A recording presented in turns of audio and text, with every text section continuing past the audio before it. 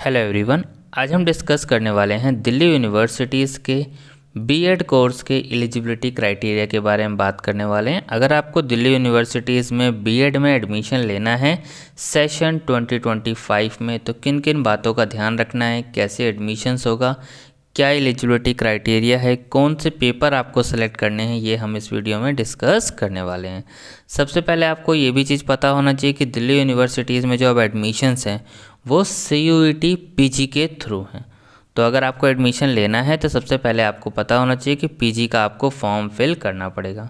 और CUET PG का जो फॉर्म्स हैं आपके कब तक के रिलीज़ हो सकते हैं, last week of December forms release हो जाएंगे। यहाँ पर आप देख सकते हैं कि PG कोर्स का एलिजिबिलिटी क्राइटेरिया सारे कोर्स का जो है दिया हुआ है। तो अगर आपको किसी और कोर्स का एलिजिबिलिटी क्राइटेरिया जानना है तो आप यहाँ से जो है चेक कर सकते हैं। दिल्ली यूनिवर्सिटीज़ के प्रोस्पेक्टस से भी आप चेक कर सकते हैं। सारी चीज़ें आपको साइट सॉरी देखने को मिल जाएंगी।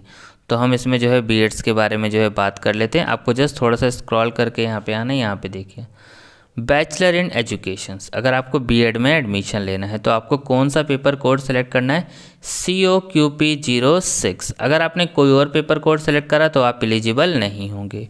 और क्या ज़रूरी एलिजिबिलिटी क्राइटेरिया है, बैचलर डिग्री होनी चाहिए आपके पास रिकॉग्नाइज यूनिवर्सिटी से। यानी आपके पास जो है बीएड के लिए सबसे ज़रूरी काम है कि आपके पास बैचलर डिग्री होनी चाहिए या फिर मास्टर डिग्री होनी चाहिए। और अगर हम बात करें या फिर bachelor degree in engineering technology with specialisation in science and maths with 55% marks. 55% marks भी आपके होने चाहिए, तभी आप जो है एलिजिबल होंगे। वही अगर हम बात करें बीएड कोर्स के मैथमेटिक्स के लिए और लैंग्वेज के लिए, मैथमेटिक्स वाले के लिए आपको COQP 07 पेपर कोड सेलेक्ट करना है और लैंग्वेज के लिए COQP 05। और उसके बाद यहाँ पे सोशल साइंस के लिए आपको COQP 04। हर कोर्स के लिए जो है अलग पेपर कोड है, ये आपको पता होना ज़रूरी है।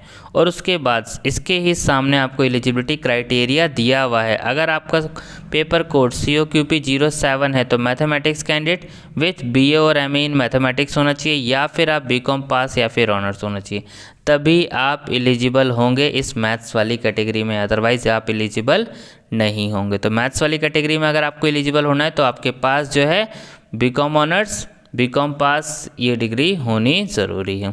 COQP 05 के लिए लैंग्वेज है इंग्लिश, हिंदी, संस्कृत, ठीक है। और सोशल साइंस के लिए यहाँ पे तो इस तरीके से जो है हर का एलिजिबिलिटी क्राइटेरिया अलग अलग है।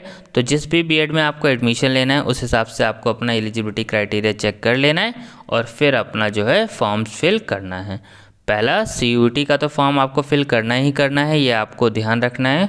और सेकंड जो है CUET PG फॉर्म्स के बाद आपको दिल्ली यूनिवर्सिटीज़ का सेपरेट काउंसलिंग फॉर्म भी फिल करना है।